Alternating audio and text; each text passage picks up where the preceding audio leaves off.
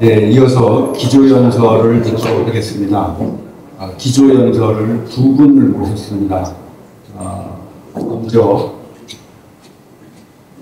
미스 조사디 산티피타 메콩강위원회 위원장께서 Partnership for Sustainable Future라는 주제로 발제를 해주시겠습니다. 일정상 이후로 직접 참석은 어려워서 영상을 보시는 것으로 대신하겠습니다.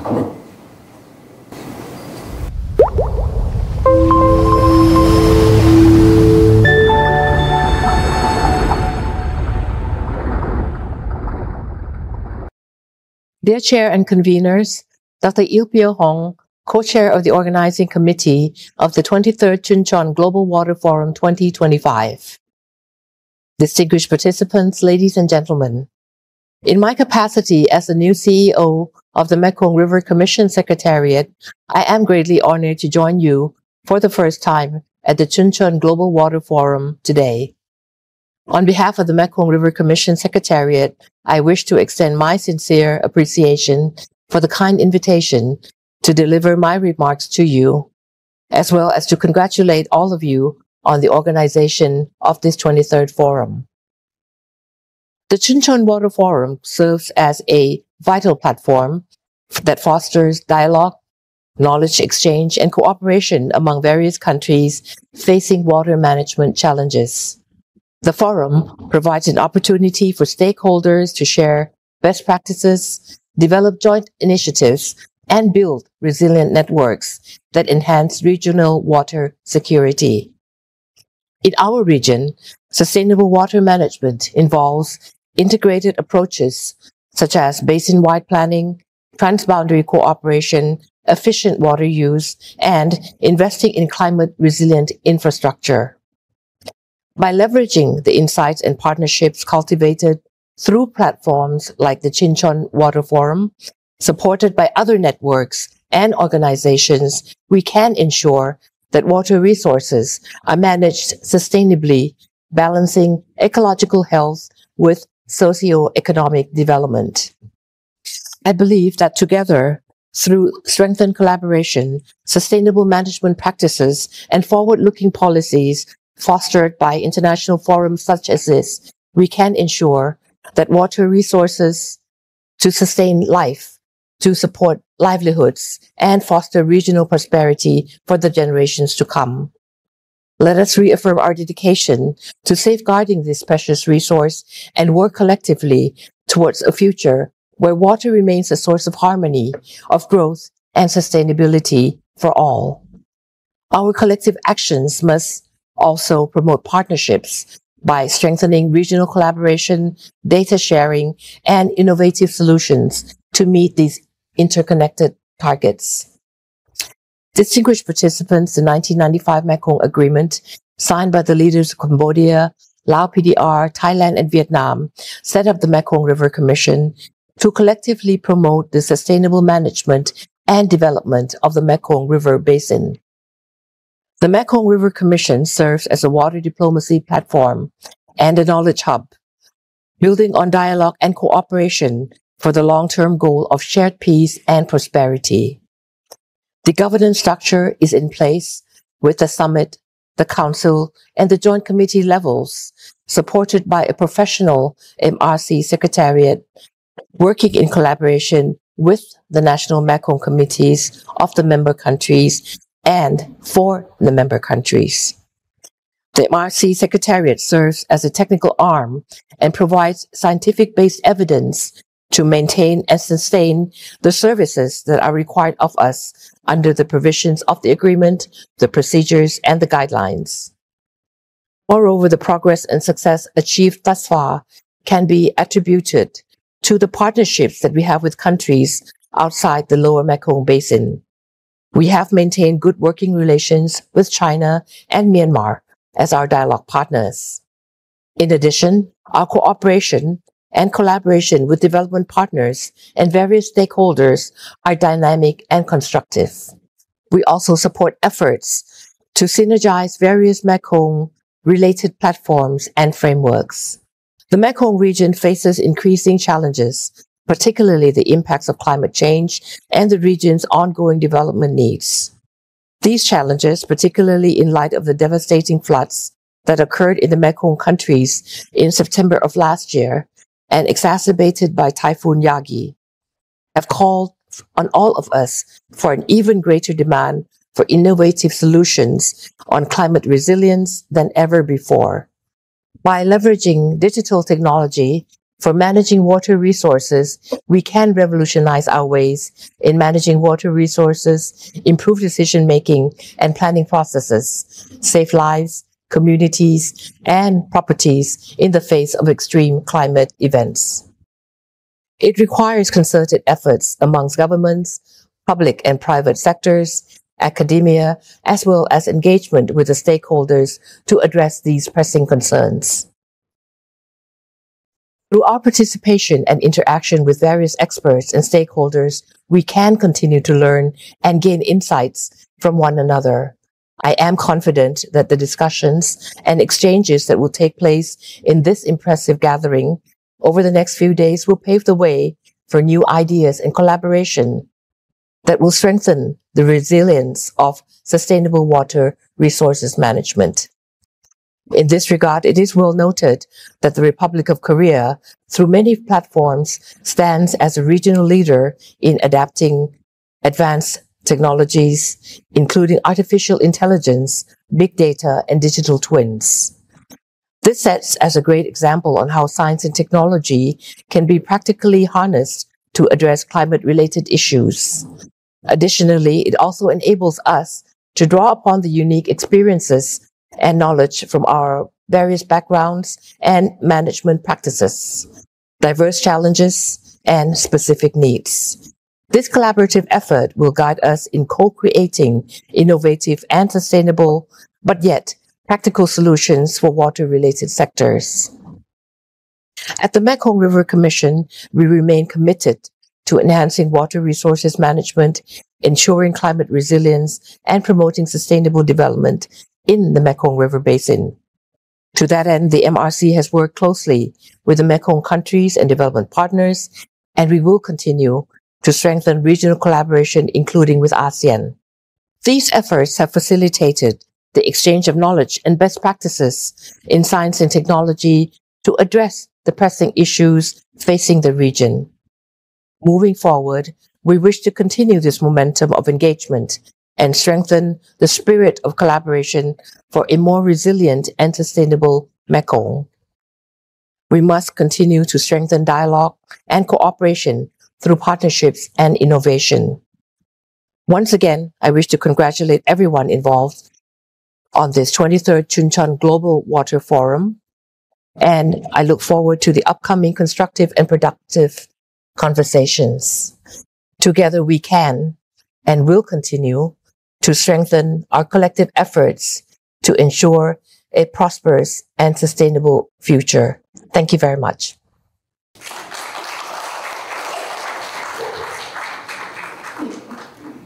네, 감사합니다. 이어서 유네스코 IHP 한국위원회 부위원장이신 이주헌 중부대학교 토목공학과 교수님께서 글로벌 물 안보와 유네스코의 물과학 프론티어 Pathways to a Sustainable Water Future를 주제로 기조연설을 강연을 해주시겠습니다. 또는 30분 정도 부탁드리겠습니다.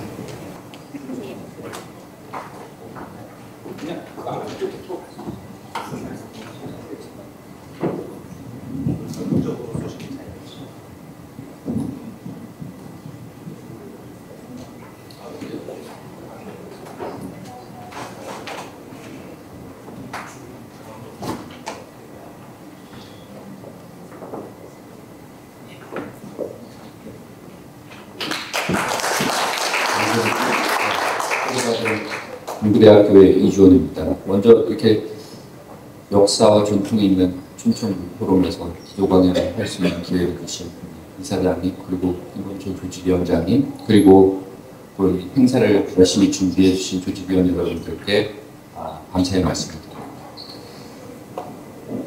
두 가지가 사실은 제가 참 부담스러운 것이에요. 첫 번째는 이렇게 사실 기조 강연을 하기 위해서는 그 수준에 맞는 학식과 지식을 좀 겸비해야 되는데 거기 좀 부족한데 어쩔 수 없이 그렇게 하는 게 하나 부담스럽고요.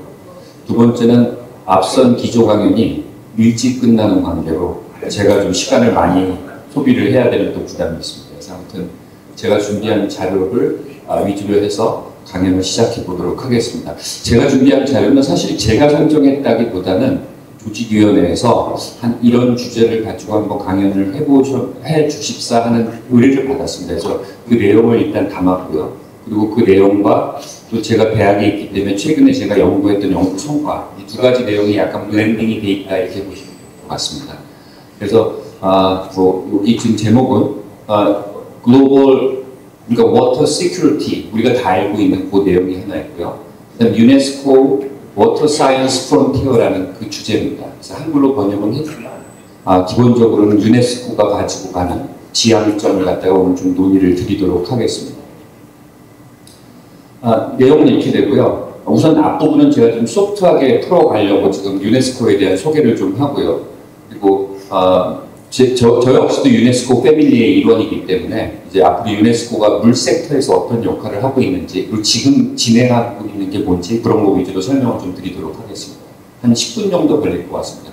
제가 여러 분들한테 유네스코가 뭐죠? 그러면 이제 세계 문화유산 이런 거 금방 다들 얘기하세요. 근데 그럼 유네스코의 알파벳이 뭘 얘기하는 줄 아세요? 하고 물어보면 유네스코의 알파벳의 앞에는 UN 아닌가요? 네, 앞에 두 개는 United Nation이 맞습니다. 그러면 에스코가 뭘까요? 하고 물어보면 잘 대답을 못 하시는 분이 있고 일부 대답하시는 분이 있습니다.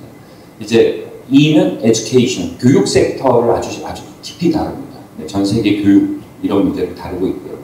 그 다음에 S는 대답을 잘 못하십니다. 근데 사이언스를 하고 있는데요. 사이언스도 역시 깊이 들어가면 두 가지로 나눕니다. 하나는 우리들이 지금 하고 있는 내추럴 사이언스 섹터가 있고요. 그 다음 소셜 사이언스 섹터 이렇게 둘로 나눕니다.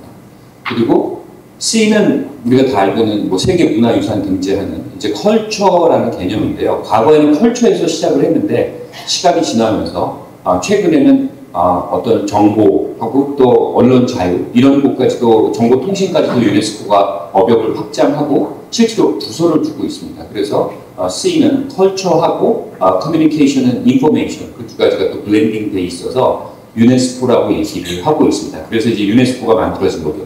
아마 유네스코 직원이 제가 알기로는 전 세계적으로 한 3,000명이 넘는 걸로 알고 있고요. 헤드쿼터는 지금 파리에 본부를 두고 있고 파리 해리포터의 그 건물이 아주 세계적인 건축물입니다. 세계적인 건축가 두 분이 디자인을 한 건데 한 번쯤 가보시면 보시기도 하고 거기에만 한 600명이 지금 근무를 하고 있습니다. 그러면 내추럴 사이언스로 들어오게 되면 내추럴 사이언스, 그러니까 저 분야 섹터별로 유네스코 사무총장이 있고요. 사무총장 밑에 이제 그 어시스턴트 세크레터리 제너럴이 있는데 저 섹터별로 8명이 있습니다. 그 중에서 이제 내추럴 사이언스 부분은 지금 이탈리아 출신의 리디아가 지금 사무총장 보를 맡고 있고요. 저 내추럴 사이언스 안에는 워터가 있고 이콜로지가 있고 오션이 있고 펄러시 이렇게 4가지 또 프로그램이 있습니다. 그래서 저 프로그램별로 사무국장들이 한 명씩 다 배치가 돼 있고 제가 소속이 돼 있고 또 여기 수자원 학회라든가 또는 물 관련 학회에 계신 분들이 포함이 되는 곳이 바로 IHP. 아까 우리 이사장님께서 아주 정확하게 말씀을 해주셨는데요.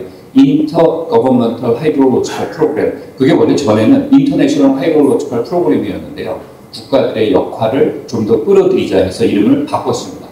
7년 전에 바꿔서 정부간 수문 프로그램으로 과거에는 국제 수문 프로그램이었는데요. 인터거버먼탈로 이렇게 바꿔서 지금 하고 있고요. 여기는 MAB니까는 이제 이콜로지고요. 여기는 이렇게 오션. 그래서 우리나라가 대한민국이 한때는 이 3가지 프로그램에 이사국을 동시에 했던 적이 있습니다. 사실 쉽지 않은 일입니다. 그 유네스코라는 그 기구 안에서 세계 기구의 이사국을 유엔으로 보면 안전보장이사회의 이사국이 되는 거와 똑같거든요. 네, 모든 의결권을 가지고 있는데 한때는 이 3개를 다 우리나라가 이사국으로 활동을 하고 있고요. 지금은 이제 이 IHP만 이제 이사국으로 지금 활동을 하고 있고 이제 들어왔다 나갔다 지금 그러고 있습니다. 얼마나 큰 조직이고 쟤네들이 어떻게 움직이는지를 제가 잠깐 소개를 드리면 여기 보시다시피 가장 큰 네트워크들이 있는데요. 170개국이 회원국으로 들어와 있습니다. 북한도 들어와 있고 우리나라는 거의 세계 한 10여 개국 빼고는 다 들어와 있다고 보시면 될 것 같아요. 그래서 물과 관련되어 있는 국제적 어젠다에서 의견을 행사할 때 자기 국익에 위배된다거나 그러면 저기서 총회에서 의사 발언을 할 수 있고 또 이사국이 되기 위해서 굉장히 노력들을 많이 하고 있습니다. 그다음 두 번째는 18개의 플래그십 이니셔티브가 있는데 우리가 다 알고 있는 프렌즈 또는 헬프 이런 것들 또 지하수와 관련되어 있는 거 이코 하이드롤로지 이런 것들을 갖다 전 세계에 보급하고 세계적인 컨센서스를 얻어내고 그 동력을 가지고 기금을 마련하고 그런 것들을 통해서 어려운 나라를 도와주는 이런 이니셔티브를 18개 지금 운영을 하고 있고요. 그리고 29개의 캐터고리 센터가 있습니다. 캐터고리 1이 있고 캐터고리 2가 있는데요. 캐터고리 1은 이제 위상이 제일 높은 거라고 보시면 되고 과거에는 어디가 캐터고리 1이었냐면 델프트에 있는 IHE 아마 거기서 학위를 하신 분들이 여기 또 계실 수도 있는데 그게 캐터고리 1이었습니다. 이제 네덜란드가 그걸 자기 정부 조직으로 가져가는 바람에 지금은 더 이상 캐터고리 1이 없고 우리나라에 캐터고리 2 센터가 있습니다. 그 무량도 센터 IWSSM 화성의 수자원공사 단지 안에 있는 그게 지금 우리나라에 있는 유일한 캐터고리 2 센터가 되겠습니다. 29개의 센터가 있고 79개의 체어가 있습니다. 우리나라에 9분의 체어가 계십니다. 물론 교육, 과학, 뭐 생태 이런 여러 가지 섹터에 79개의 섹터가 있고 그리고 여기서 운영하는 IHP에서 운영하는 가장 큰 프로그램이 바로 월드 워터 어세스먼트 프로그램 이탈리아에 본부를 두고 있고요. 사무국이 지금 운영이 되고 있다. 이게 바로 전체적인 유네스코 IHP의 구조다 이렇게 보시면 될 것 같습니다. 실제로 저 구조 안에서 이제 움직이는데요. 저걸 움직이는 지배구조는 거버넌스라고 얘기하는데 아까도 얘기했지만 가장 중요한 거는 170개의 내셔널 커미티 저도 역시 한국위원회 소속이 되어 있고요. 한국위원회 위원장은 지금 충남대학교에 계신 정관수 교수가 지금 위원장을 하고 계십니다. 과거에 이제 이순탁 교수님이 위원장을 오래 하셨죠. 그리고 이사회가 있습니다. 여기서 36개를 추려서 각 대륙을 대표한 36개의 이사국을 설정을 하고요. 모든 의견을 여기서 결정을 하게끔 됩니다. 그리고 총회에 상정을 하고 마지막에 인준하는 절차를 벌이지만 사실 브레인이라고 보시면 될 것 같고요. 그리고 전 세계의 움직임을 지원하기 위한 리저널 오피스가 있습니다. 지금 베이징에 하나가 있고 자카르타에 하나가 있습니다. 우리 IHP는 주로 이제 자카르타 오피스하고 협조를 하고 베이징은 유네스코의 전체적인 아시아 패시픽 리전에 대한 그 서포트를 지금 하고 있습니다. 그다음 사무국은 아까 말씀드렸듯이 리비아 브리토라는 사무총장 바로 밑에 있죠. 8명의 사무총장 중에 한 분이고요. 그다음 케냐 출신의 아부 아만이라는 사무국장이 지금 유네스코 IHP를 리딩하고 있다. 이렇게 보시면 될 것 같습니다. 전체 국가를 유네스코는 6개의 리전으로 나누고 있고요. 돌아가면서 IHP 체어를 맡고 있습니다. 현재는 리전 1에서 지금 하고 있습니다. 오스트리아 출신의 헬무트가 지금 위장을 맡고 있다. 이렇게 보시면 될 것 같고요. 우리나라는 그럼 과연 어떤 기여를 했을까요? 우리나라가요.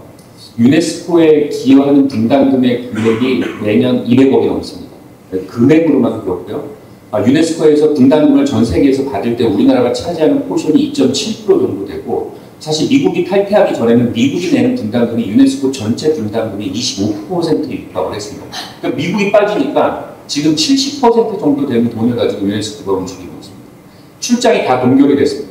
이제 유네스코 직원들 해외 출장 못 나가고요. 회의도 다 버추얼로 하고 있고 그동안 했던 프로그램도 다 중단이 되어 있는 상태입니다. 그래서 이럴 때일수록 다른 나라들의 역할과 이제 협조가 굉장히 중요한 시기가 된 것 같아요. 우리나라 분담금도 세계 한 7위, 8위 이 정도 되고 있고 지금 보시다시피 아까 말씀드렸던 이순탁 교수님이 1997년, 98년에 그 이사국의 체어펄슨을 맡게 됐습니다. 상당히 그 영예로운 일이고 사실 저게 하고 싶다고 되는 것도 아니고 리즌볼로 돌아가기 때문에 그게 또 문제도 좀 있어야 됩니다. 아시아는 바로 전 타이밍에 했었습니다. 그래서 바로 전 타이밍에 이제 중국과 일본이 경합을 해서 투표를 통해서 중국이 결정이 돼서 중국의 난징 대학의 종보 교수가 이제 IHP 체어퍼슨을 했고 지금은 오스트리아로 넘어가 있는 상태입니다. 그리고 3번 연속 이사국에 지금 선임이 돼서 아주 중요한 역할을 지금 하고 있고요. 최근에 정관수 위원장은 아까 말씀드렸던 리저널 스티어링 커미티 아시아 패시픽 리전의 의장을 2년간 또 수행하기도 했습니다. 이게 우리나라가 지금 유네스코에서 기여를 하고 있는 그런 모습이라고 보시면 될 것 같습니다. 자, 그러면 이제 간단하게 소개를 드렸고요. 그 다음 주제는 이 유네스코는 위에 이제 물 빅5가 있습니다. 워터 빅5가 있는데 그게 뭐냐면 첫 번째가 유네스코, 뭐 순서의 의미는 없습니다. 제가 이제 유네스코에 빼드린 그 유네스코 그 다음 WMO, 세계 기상기구가 있죠. FAO, 이제 농업기구가 있습니다. 물을 쓰는 곳입니다. 그 다음 UNEP, 세계 환경기구가 있고요. 그 다음 UNEP, 세계 개발기구. 이 5가지가 UN에서 물과 관련되어 있는 가장 많은 역할을 하는 빅5입니다. 근데 그 외에도 조금씩 하니까 그런 것들이 너무 충돌하고 또 같은 일을 반복하고 하니까 얘를 코디네이션하는 플랫폼을 만들자 해서 만든 게 UN 워터입니다. UN 워터는 UN의 조직은 아니지만 이런 여러 물 문제를 UN 안에서 코디네이션하는 그런 역할을 하고 있거든요. 근데 이제 그 중에서 물을 가장 크게 다루는 곳이 어디냐 하면 서로 입장이 좀 다르지만 저는 그래도 유네스코라고 얘기를 하고 싶습니다. 유네스코는 워터, 그다음 아까 보셨다시피 수질, 환경 이런 모든 것을 지금 다 섭렵을 하고 있기 때문에 어떻게 보면 지구의 물 문제를 가장 크고 폭넓게 다루는 유엔 조직 중에 하나다. 이렇게 보시면 되고요. 게임 체인저라고 2023년에 유엔에서 유엔 워터 컨퍼런스가 있습니다. 유엔 워터에서 이렇게 주관을 하는데요. 여기서 유네스코가 게임 체인징 아이디어라고 이제는 더 이상 이대로는 안 된다. 물 문제를 해결하기 위해서 좀 더 다른 생각을 하고 그걸 통해서 국제사회가 같이 움직여야 된다는 발언을 하게끔 되고요. 그때 이제 현아진 장관인가요? 그 당시에 이제 환경부 장관도 저 뉴욕에 가셔서 발언을 하는데 대한민국이 주재 발언을 하나 합니다. 유엔 워터 컨퍼런스에서 뭘 하느냐? Science-based global water assessment가 필요하다. 지금보다 과학적인 물 평가가 국제적으로 이루어져야 된다. 그리고 그걸 대한민국이 리딩을 하고 대한민국이 기여를 하겠다. 저 발언에서 한 12개 정도가 지지 발언을 해줍니다.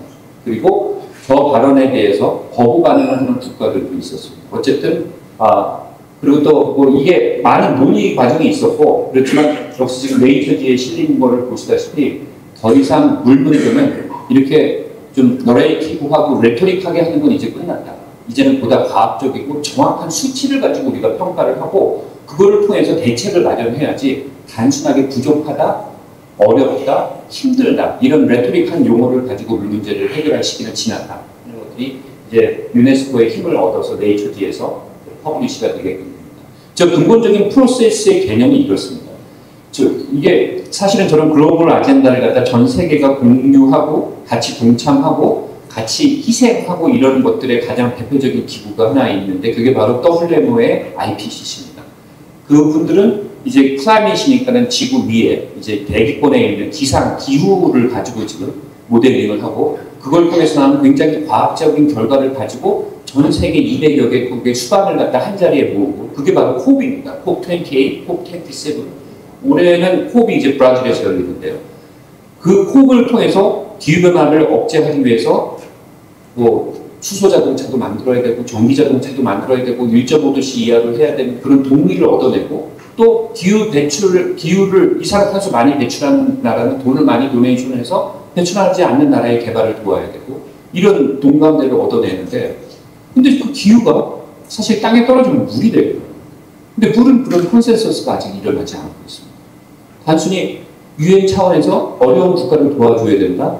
그리고 저개발 국가의 물 문제를 해결해 줘야 된다. 근데 얼마나 부족한지, 그들이 얼마나 필요로 하는 건지, 그리고 실제로 부족한지, 어떤 방법으로 해야 되는지 아무런 평가 결과가 없습니다. 그래서 이런 클라이밋과 워터를 연결하는 역할을 지금부터는 해야 되고요.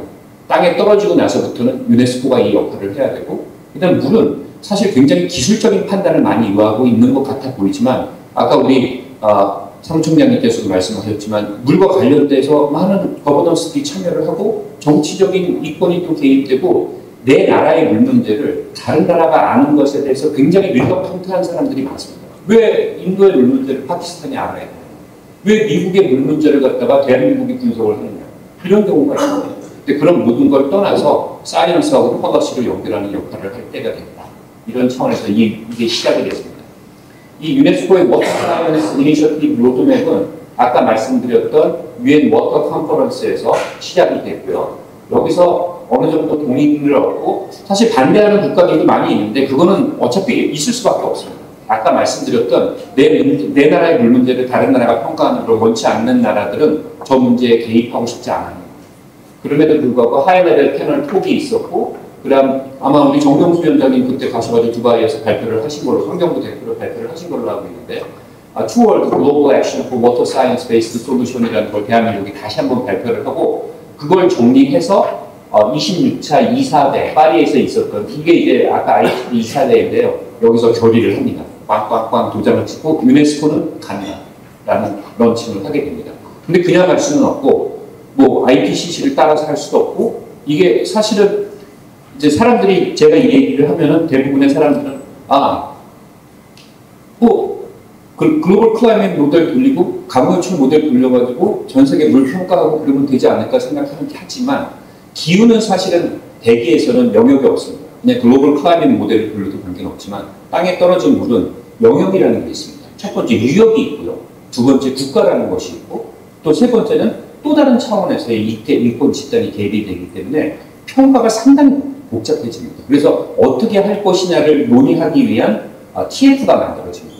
파리에서 저도 이 두 번 회의를 다 다녀오고 파리에서도 하고 또 한국에서도 몇 차례 했습니다. 그래서 TF를 만들고 이 TF가 만들어져서 내년도죠. 내년도 6월에 있는 또 이사회가 있는데 27차 이사회에 상정되는 뭐 여기 보시면 디스커션은 프리피서빌리티 스터디 해가지고 유네스코의 워터 사이언스 리포트를 보고서 목차는 어떻게 가져가고 거버넌스는 어떻게 가져가고 그 사무소는 어디다 건설을 하고 예산은 어디서 가져오고 평가는 몇 년 주기로 하게 되고 인력은 어떻게 보충을 하게 되고 이런 큰 밑그림을 지금 그리는 작업을 한 1년 반, 2년 동안 지금 하고 있는 중이라고 보시면 됩니다. 그리고 TF는 지금 체어를 선거를 통해서 결정을 했는데요. 아이러니하게도 이 사업을 리딩하는 한국과 이 사업을 이제 가장 많이 반대했던 이제 독일이 코체어를 맡게끔 됩니다. 그래서 이제 회의를 지금 한 달에 일주일에 한 번씩 거의 한 번 회의하면 2시간, 3시간 정도 하는데 한 번 회의를 하면 거의 뭐 1kg가 살이 빠질 정도로 아주 굉장히 난상 토론이 됩니다. 어떻게 TF가 구성이 되냐면 6개의 리전에서 각 국가를 170개 국가에서 자기네 국가에서 사이언티스트를 한 명씩 추천을 했습니다. 추천을 하고 그 중에 리전별로 3명씩을 선정을 합니다. 그룹 1에서는 독일, 그다음 캐나다, 이탈리아가 맡았고요. 그룹 2에서는 러시아, 그다음 리투아니아, 그리고 그룹 3에서는 과테말라, 브라질, 우루과이, 그다음 그룹 4가 아시아인데요. 한중일이 맡았습니다. 한중일이 맡았고, 그다음 그룹 4 아프리카에서는 남아공, 가나, 남미비아, 그 다음 아랍에서는 이집트, 레바논, 투니지아 이렇게 해가지고 3, 6, 18, 18명이 참여를 하고 있고요. 그 다음 유엔의 워터 에이전시, 유엔의 FAO, WMO에서 한 명씩 들어와 있습니다. 들어와 있고 그 다음 프로페셔널 오르가니제이션이라고 해가지고 IAHS, 그 다음 IWRA 여기서 추천하는 저 사회의 사무국장 또는 사이언티스트들이 한 명이 오니까 24명이 회의에 참석을 해서 각 국가의 입장에 위배되는 거라든가 각 조직에 대한 또 유엔에서의 입장 그런 것들 지금 가장 많이 논의가 되는 건 독일의 의견, 반대 의견 또 WMO가 이 부분에 대해서 좀 예민한 부분들이 있기 때문에 이미 많이 진척이 되고 있는 이런 부분들을 지금 논의하고 조정을 하고 있다 이렇게 보시면 될 것 같습니다. 지금 진행된 것 중에 가장 큰 진전은 갭 어널리시스라고 해가지고 유엔 에이전시들이 아까 B5가요 물과 관련되어 있는 보고서를 이미 상당 부분 많이 냈습니다. 저희들이 조사하던 한 11개 정도의 보고서가 있더라고요. 뭐 글로벌 워터 아젠다, 월드 워터 어세스먼트 뭐 이런 것들이 매년 한 번씩 각 기관별로 나오거든요. 문제는 또 다른 노스토핑 레포트를 만들 필요가 없다는 거예요. 괜히 자원을 낭비해서 이미 저 11개의 보고서랑 중복되는 보고서를 만들 필요가 없다. 그러면 유네스코의 워터 사이언스 리포트는 어떻게 가야 되느냐 하는 것들을 가기 위한 그 갭 분석을 지금 맞춰놓은 상태입니다. 그래서 그런 것들을 가지고 지금 논의를 마쳤고요. 그 다음 평가 방법도 이제 유역별로 할 건지 국가별로 할 건지 또는 글로벌 신테시스 리포트를 낼 건지 이런 것들도 평가 주기는 5년별로 할 건지 2년별로 할 건지 또는 10년 주기로 할 건지 이런 것들을 저희들이 조금 논의를 하고 있습니다. 그다음 이제 현재 상황에 대한 모니터링도 있지만 아까 그 IPCC의 어떤 클라이밋 그 아웃룩 자료를 저희들이 받게 되면 그걸 통해서 또 10년 후에 물 상황이 되든 물 수급 상황이 되든 우리나라 수자원 장기 종합계획, 물환경 종합계획도 단순히 2025년을 기준으로 하는 게 아니라 10년을 텀으로 미래를 보고 지금 수자원 계획이 수립이 되는 것처럼 이런 것들도 좀 가까운 미래, 또는 먼 미래까지를 갖다가 타임 호라이즌으로 좀 잡아야 된다 이런 생각을 하고 있습니다. 거버넌스는 굉장히 뜨거운 감자 중에 하나입니다. 저는 개인적으로 이 조직이 만들어지면 이런 걸 한국에 유치하고 싶거든요. 한국의 IPCC 같은 IPCC가 지금 뭐 스웨덴에 있든 어디에 있든 이런 물평가를 하는 세계적인 기구가 한국에 좀 유치했으면 좋겠는데 아직은 그런 걸 논의할 수 있는 상황 자체도 아닙니다. 저렇게 IPCC 같은 거대 과학 조직을 만들 것이냐 아니면 유네스코가 가지고 있는 각종 캐터고리 2 센터 그 다음 위에 체어, 또 국가위원회, 또 리저널 오피스 이런 것들을 통해서 각 국가 물평가를 할 것이냐 하는 것들은 좀 논의가 앞으로 좀 필요할 것 같습니다. 이거는 초안으로 만들었던 그 유네스코의 그 워터 사이언스 리포트를 이제 운영하기 위한 이제 워킹 그룹하고 이런 것들을 좀 봤던 거고요. 그래서 이게 이제 유네스코가 이제 리딩을 했는데요. 앞으로 좀 시간이 걸릴 것 같고요. 이제 얼마나 많은 사람들이 이 부분에서 자기 국가의 이익이라든가 또는 자기가 노출하고 싶지 않은 정보들을 갖다가 최소화시키면서 이걸 참여할지는 모르겠지만 아무튼 유네스코는 갈 것 같습니다. 그리고 내년 이사회에서 이게 인준이 되면 아마 또 다른 페이스의 또 이제 워킹 작업이 나올 것 같고요. IPCC에서 지금 AR7이 나왔잖아요. 뭐 5년마다 10년마다 이렇게 어세스먼트 리포트가 나오듯이 저게 만약에 내년 이사회에서 인준이 되면 아마 한 5년 안에는 전 세계 물평가, 과학기관의 물평가가 유네스코 IHP를 통해서 이제 버전 1이 나올 거고 그 버전 1에는 한국이 상당 부분 기여를 할 겁니다. 그리고 그 기여를 하기 위해서 지금은 별도의 연구가 지금 진행 중에 있습니다. 다음은 이제 제 연구를 조금 말씀을 드리도록 하겠습니다. 저는 이제 사실은 원래 제가 연구를 제일 많이 하는 부분은 이제 가뭄 쪽을 굉장히 연구를 많이 하는데요. 가뭄 쪽을 연구하면서 제가 하나의 섹터를 지금 가지고 가는 게 이제 국제협력을 좀 가지고 가고 있습니다. 뭐 여기 우리 홍윤표 박사님이나 고익환 박사님 이런 분들 지금 뭐 굉장히 활동적으로 국제협력에 나가고 계시지만 제가 이런 국제협력을 참여하면서 늘 느꼈던 딜레마는 과연 이렇게 가서 액션을 취하는 게 저 나라에 진짜 도움이 될까? 그리고 얼마나 도움이 될까? 그리고 진짜 저 나라가 물사정이 바뀌었나? 우리나라가 라오스에 지난 30년간 몸을 들인 그 돈이 라오스의 물환경을 얼마나 바꿨을까? 이런 게 되게 궁금했습니다. 그래서 이 연구의 시작은 사실 거기서 시작을 했고요. 이 연구는 뭐냐면은 전 세계 물을 한번 평가해 보자는 게 저의 개인적인 취지고 이건 제 아이디어는 아닙니다. 모든 사람들이 이걸 하고 싶어 합니다. 그리고 논문도 많이 나와 있고요. 근데 다만 제가 한 거는 전 세계 물 평가를 위해서 제가 이 6가지의 디멘전, 6 코어 디멘전하고 32 서브 인디케이터라고 이렇게 해놨는데 6개의 디멘전을 가지고 평가를 하면 전 세계 물을 좀 공정하게 평가할 수 있지 않을까라는 생각에서 시작했습니다. 그 첫 번째는 워터 서비스 액세스빌리티라고 해서 저건 뭐냐면요. 모든 국가가 국민들한테 깨끗하게 수처리 가장 깨끗한 물을 공급하고 싶어 합니다. 그럼 과연 그 수준이 어떻게 되느냐? 뭐 여러 가지로 평가할 수 있겠죠. 뭐 하수 처리율 또는 산수도 보급률 또는 수질 이런 것들이 될 것 같습니다. 그래서 그걸 한번 평가를 해보자. 이 워터 서비스 어세스먼트. 이건 아마 SDG 6에서 가장 높은 방점을 두고 있고 가장 투자를 많이 하는 섹터이기도 하거든요. 두 번째 섹터는 워터 어베일러빌리티. 이건 뭐냐면 실제로 그 국가에 물이 얼마나 있을까? 재생 가능. 아마 강우량하고 직결이 되겠죠.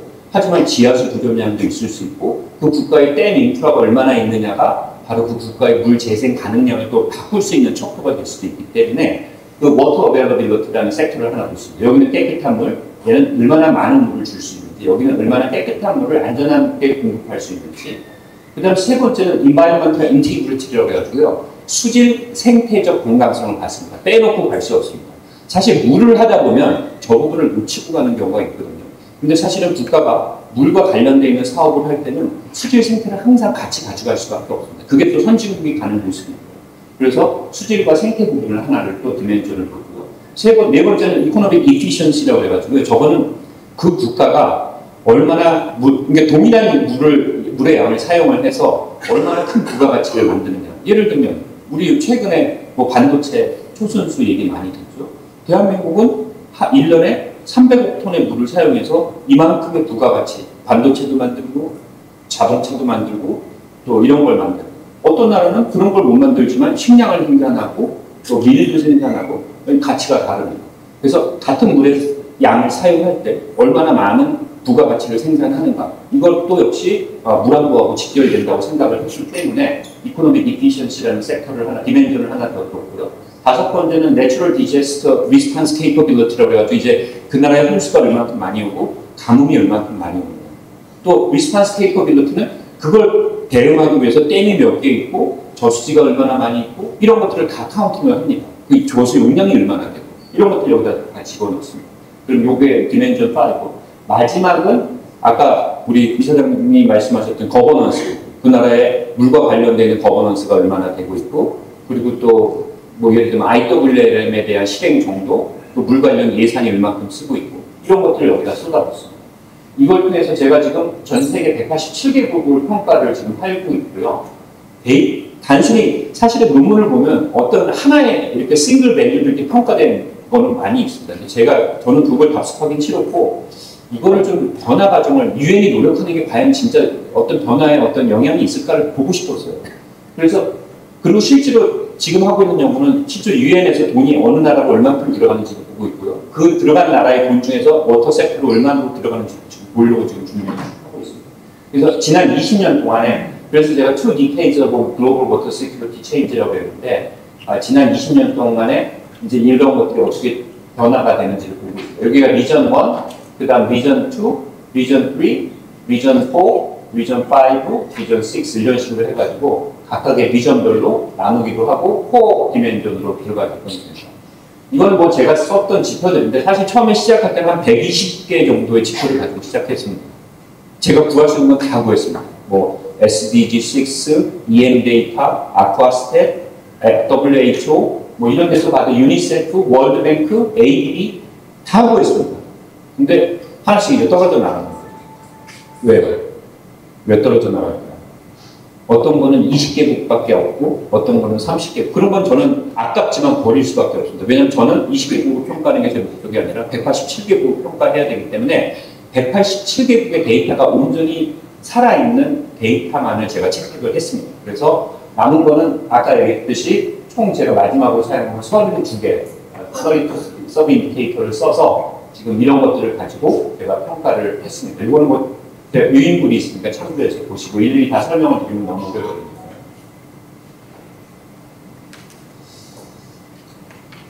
하나씩 볼까요? 결과를 가지고 왔습니다. 결과를 가지고 왔는데 하나씩 보시면 첫 번째, Water Service Accessibility인데요. 제가 리전을 나눴습니다. 여기가 웨스턴 유럽하고 노스 아메리카, 가장 잘 사는 우리가 말하는 서방 국가죠. 그 다음 두 번째가 동유럽, 그 다음에 라틴 아메리카, 그 다음 에이시아 패시픽, 한국이 속해 있는, 그 다음 아프리카, 그 다음 미나 컨트리, 아랍 스테이트, 그 다음 세계 평균치를 이렇게 구분을 했습니다. 지난 20년 동안. 이 그래프를 보시면 저 클린 워터에 대한 워터 서비스 어세스빌리티는 지나칠 정도로 선진국이 안정적입니다. 저기는 어느 나라 못하는 곳이 없습니다. 거의 이 위에서 움직이지조차도 않습니다. 그만큼 많은 투자를 했고 지난 20년이 아니라 그 과거 30년으로 가더라도 제가 100점을 1점을 최저 점수를 주고 5점을 최대 점수를 줘서 저 통계적인 과정은 여기서 그냥 생략하겠습니다. 굉장히 복잡한 통계적인 절차를 거쳤는데 그래서 5점을 맥스를 줬는데 뭐 서방 국가 한 20여 개국은 이 탑에서 전혀 움직이지 않습니다. 그리고 이 배열에서도 굉장히 작죠. 보시면 아시아 패시픽 같은 경우라든가 아프리카 같은 경우는 지금 거의 밑에서 헤매고 있는 걸 보실 수가 있고요. 긍정적인 걸 보게 되면 아시아 패시픽 같은 경우는 저 클린 워터에 대한 워터 서비스 어세스빌리티가 국가별로 차이가 많이 났습니다. 이게 이 바가 이 통계 확률 분포형인데요.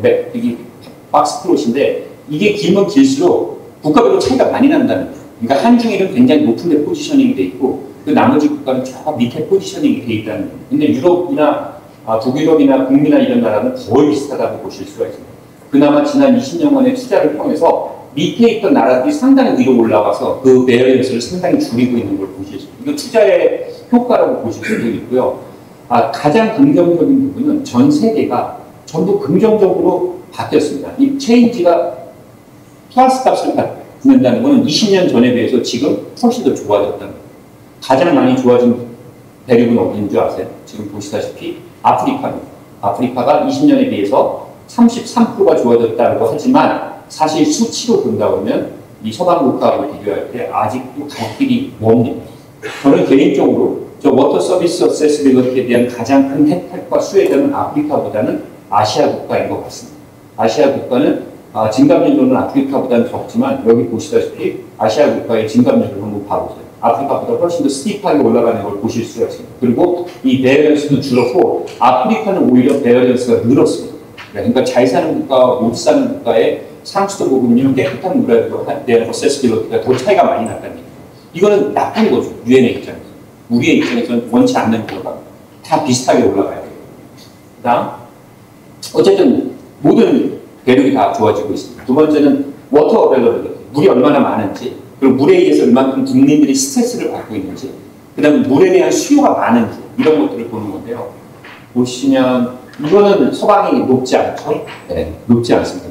저렇게 높지 않음에도 불구하고 일본 섹터에 대한 것들을 높게 가져가는 것만 보면 얼마나 많이 투자하고 있는지를 저희들이 볼 수 있습니다. 가장 높은 리존은 어디예요? 저도 평가를 하고 깜짝 놀랐습니다. 라틴 아메리카. 여기가 가장 높습니다. 저기는 남아메리카라고 보시면 될 것 같은데 아마 거기는 강수도 풍부하고 아마존이라는 큰 강도 있고 인구 밀도가 굉장히 낮고 그렇기 때문에 재생 가능한 수자원량 또 스트레스가 별로 받지 않는 그런 나라인 것 같습니다. 여기가 가장 높게 나타나고요. 역시 가장 낮은 나라는 볼 것도 없습니다. 아랍 국가는 연평균 강수량 20mm, 30mm 가지고 살아야 되는 나라이기 때문에 가장 스트레스가 큰 나라입니다. 그리고 아시아는 지금 굉장히 베어런스가 큽니다. 아시아는 지금 베어런스가 크고 아프리카는 이렇게 돼 있고 보시면은 여기는 지금 20년 전 이거는 물리적으로 변화가 크게 있을 수 없죠. 왜냐하면 강수가 그렇게 크게 변하지 않기 때문에 다만 물에 대한 수요와 인구 밀도 또 이런 것들에 따라서 조금 변화가 있지만 어쨌든 전체적으로 보면은 라틴 아메리카, 아시아, 아프리카가 좀 나빠졌습니다. 나빠진 걸로 지금 보도가 되고 있기 때문에 이거는 저희들이 조금 더 한번 좀 고민을 해야 될 투자가 필요한 부분인데 이건 투자에 의해서 해결될 수가 없는 게 이제 강우량과 댐 건설, 재생 가능한 수자원량을 추가로 확보해야 되기 때문에 쉽지 않은 코어라고 보시고 세 번째 environmental integrity는 수질. 제가 쓴 게 이제 remove for crisis라는 거에서 얻어온 수질 지표, 생태 지표 이런 것들을 가지고 썼는데 문제는 제가 제일 자신이 없는 섹터입니다. 왜냐하면 사실 20년간을 트래킹했어야 되는데 거기에 있는 데이터베이스가 과거 10년치 평균 딱 싱글 밸류 하나를 제공을 하고 있습니다. 국가별로. 그래서 변화가 없는 걸 보실 수가 있습니다. 여기는 왜 변화가 없을까 하고 궁금해 하실 텐데 이거는 변화가 없습니다. 왜냐하면 제가 지금 이거는 별도로 좀 연구를 하고 있습니다. 그래서 전 세계의 20년간의 수질 변화 또는 생태 변화 이런 것들을 추정하기 위해서 위성 자료를 가지고 한 20년치 자료를 트래킹하는 작업을 지금 진행을 하고 있는데 좀 시간이 걸릴 것 같습니다. 일단 이거는 국가별로 편차만 보고 있고 좀 나쁜 나라, 좋은 나라 이렇게 있는데 20년간의 변화는 지금 볼 수는 없습니다. 네 번째는 이코노믹 이피션시인데 역시 저희 예상대로 역시 서유럽하고 미국, 북미가 굉장히 잘 살기 때문에 어쩔 수 없이 여기가 굉장히 하이랭크 포지션이 돼 있고 이 값이 너무나 크니까 나머지 대륙들이 전부 밑에서 헤매고 있는 걸 보실 수가 있습니다. 어찌됐든 이것도 지난 20년 동안에 상당히 모든 대륙들이 많이 증가를 한 걸로 지금 나오고 있습니다. 그만큼 GDP도 증가하고 잘 살고 그렇기 때문에 물을 통해서 많은 부가가치를 창출하고 있다. 그래서 지금 보시다시피 전부 증가하고 있는 것들을 보실 수가 있죠. 가장 많이 증가하는 곳은 공교롭게도 동유럽입니다. 동유럽은 아마도 그 EU에 가입, EU가 만들어지고 EU를 통해서 또 화폐가 같은 화폐 단위로 올라가게 되고 그걸 통해서 새로운 부가가치를 만들고 아마 거기에 대한 최대 수혜자가 아마 동유럽이 아닌가 싶기도 하고요. 그래서 그런 식으로 가고 있고 Core Area 5, Natural Disaster Response 이건 가뭄 홍수와 관련되어 있는 건데요. 이거는 제가 평가한 6개 디멘전 중에서 가장 심각하게 다 나빠지고 있습니다. 이제 기후변화가 그대로 이 수치에 반영되고 있는 거예요. 그만큼 홍수도 많이 일어나고 그만큼 가뭄도 많이 발생하고 있는데 국가가 대응할 수 있는 여력이 부족하다. 여기도 역시 보시다시피 역시 서방도 예외가 아닙니다. 지금은 재난이라는 게 잘 사는 나라를 예외를 시킬 수 없는 상황이 됐습니다. 재난이라는 거는 단순히 비가 많이 와서 재난이 되는 게 아니고요. 지금의 재난이라는 거는 그 나라가 지난 30년 동안 구축해놓은 물 관련 인프라의 기준이 됐던 평균치를 넘느냐 평균치보다 밑으로 내려가느냐가 재난의 기준이 되어버렸습니다. 근데 지금 그 양쪽 임계치를 다 넘어가고 있습니다. 그래서 이런 식으로 지금 재난이 발생을 하고 있고 다 나빠졌습니다. 서방도 나빠지고 가장 많이 나빠진 거는 아프리카라고 참 안타깝죠. 네, 더 와야 될 대륙에 더 많이 지금 가뭄에 의한 홍수에 의한 어떤 재난 피해 이런 것들이 좀 문제가 되고 있고 아랍 이런 나라가 좀 조금 문제가 되고 있습니다.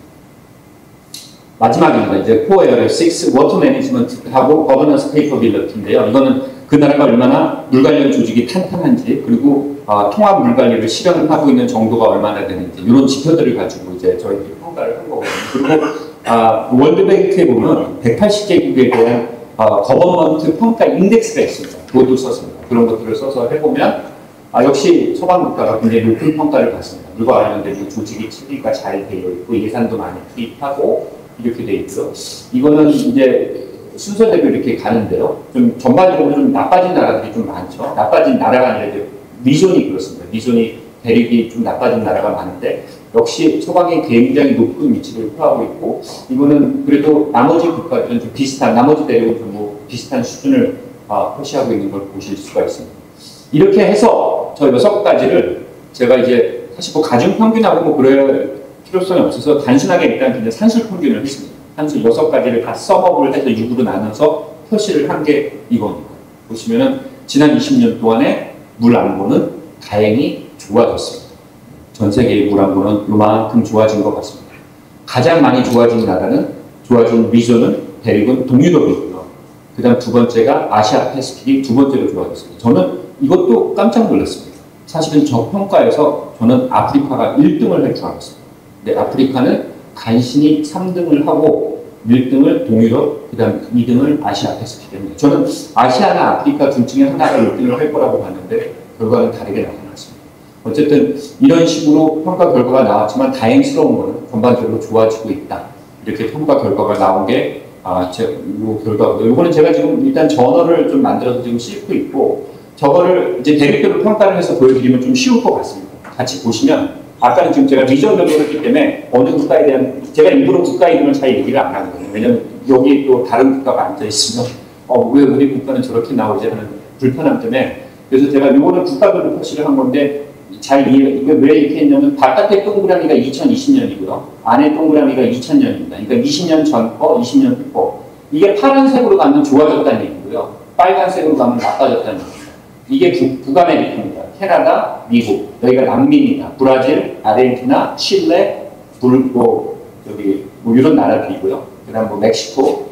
그 다음 여기가 미나 컨트리죠. 사우디아라비아, UAE, 뭐 이런 나라들이 여기 있고, 여기가 아프리카입니다. 아프리카, 북아프리카, 남아프리카. 여기는 호주, 사우스. 여기는 한국이 여기 있습니다. 한국이 여기, 북한, 여기가 일본입니다. 여기가 바로 차이나입니다. 가장 많이 바뀐 거 딱 보시면 어디가 제일 많이 바뀐 것 같으세요? 이 그림에서 가장 많이 좋아진 거. 이 색에서 이 색으로 바뀐 차이나입니다. 네, 지난 20년 동안 차이나의 물 안보가 혁신적으로 바뀐 걸 확인하실 수가 있습니다. 아시아 국가의 물 안보 지표가 아까 개선됐다고 그러는데, 그 개선된 지표는 메콩 지역도 있지만 메콩보다도 차이나에서의 여기가 메콩 지역입니다. 메콩 지역도 굉장히 좋아진 거 보이시죠? 이런 식으로 굉장히 좋아지는 걸 갖다 메콩 지역 국가들을 보실 수가 있고, 그래서 이런 것들을 보면 어느 지역이, 근데 아프리카는 더 심해지는 국가들을 볼 수 있습니다. 이거 굉장히 심해졌죠. 여기가 아마 튀니지 같습니다. 튀니지, 알제리, 뭐 그런 나라들이고요. 여기가 케냐, 이 북아프리카가 전반적으로 더 나빠지고, 그래서 지난 20년간의 이런 체인지를 통해서 앞으로 대한민국이 이 물과 관련된 있는 ODA를 지원해주기 위해서는 어떤 나라를 중점 대상 협력국은 그냥 막연하게 우리나라하고의 외교적 관계를 설정하는 건 아니라고 봅니다. 진짜 어려운 나라를, 그리고 그 어려운 나라가 어떤 분야가 더 문제가 있는지를 평가를 해서 섹터별로 지원을 하고 국가별로 맞춤형으로 할 때 그 ODA의 효과가 가장 크게 나타나지 않을까 그런 생각을 합니다. 제가 마지막으로 한 분석은 과연 그러면 개발학자들이 얘기하는 글로벌 노르트, 글로벌 사우스 이런 브랜드 라인이라고 우리가 얘기하죠. 브랜드 라인이 바로 입니다. 이 브랜드 라인은 과거에 독일의 총리, 제가 이름을 모르겠는데, 그러니까 글로벌 노스는 뭐냐면 북쪽에 있는 나라가 잘 사는 나라들, 소위 말해서 개발이 많이 되어 있는 나라, 돈이 많은 나라들. 글로벌 사우스, 저 브랜드 라인 밑에 있는 나라는, 우리나라도 20년 전에는 브랜드 라인 밑에 있었습니다. 못 사는 나라. 중국도 브랜드 라인 밑에 있습니다. 대한민국, 일본은 여기 밖에 빠져 있습니다. 그래서 글로벌 노스가 글로벌 사우스를 지원해야 된다. 거기에 대한 어떤 노블리스 오블리지 같은 그런 책임의식을 좀 가져야 된다. 그게 개발학자들의 얘기입니다. 한번 평가를 해봤습니다. 글로벌 노스하고 글로벌 사우스가 지난 20년간 과연 제가 평가한 결과가 나라별로 저걸 분리할 수가 있거든요. 분리해서 평가를 해보니까 저는 당연히 글로벌 사우스가 훨씬 더 많이 할 줄 알았는데 결과는 반대였어요. 글로벌 노스가 훨씬 더 좋아졌습니다. 참 있는 사람이 네, 있는 뭐 그런 것도 재난은 아래쪽으로 흐르고 부는 위쪽으로 흐른다. 별로 듣고 싶지 않은 얘기지만 그런 얘기가 여기서도 그대로 적용이 되는 상황입니다. 안타까운 얘기죠. 담비사 몰러라고 뭐 옥스포드 출신의 유명한 개발학자고 아주 좋은 저널을 많이 씁니다. 저도 이 논문을 많이 보는데 저분이 주장하는 거는 A들은 끝났다고 얘기를 합니다.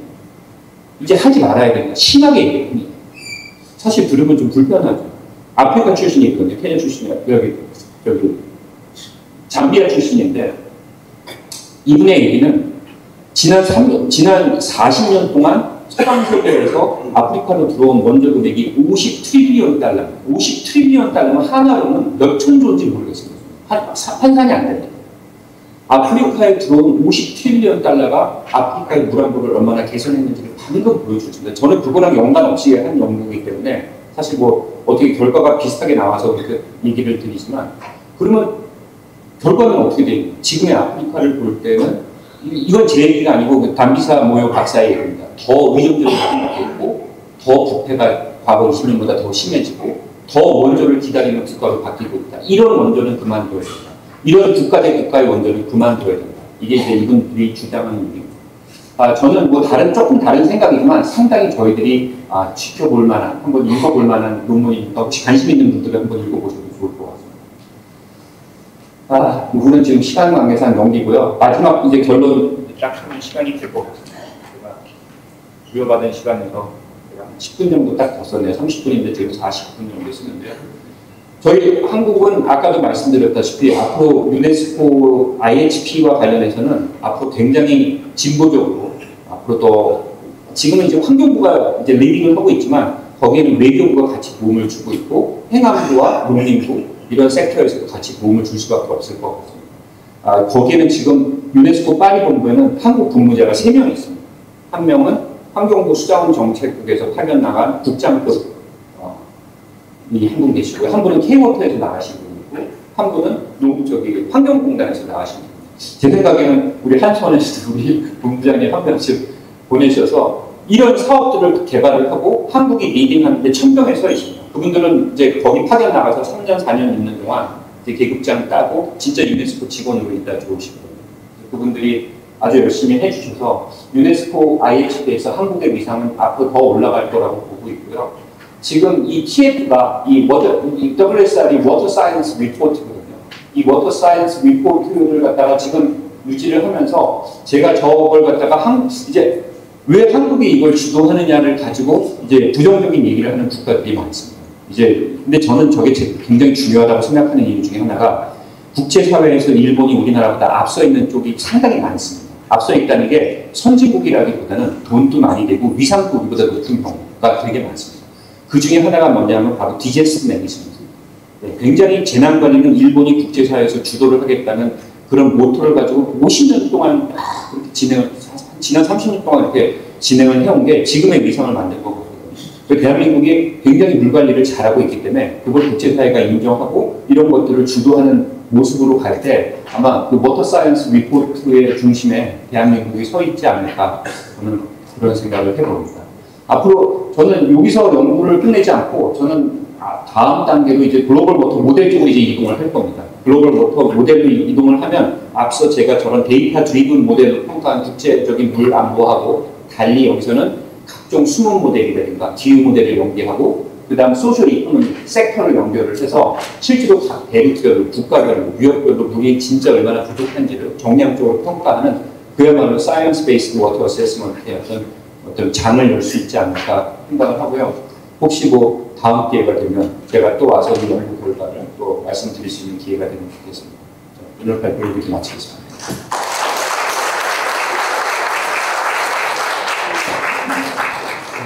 훌륭한 강의를 해주신 이주원 교수님께 다시 한번 큰 박수.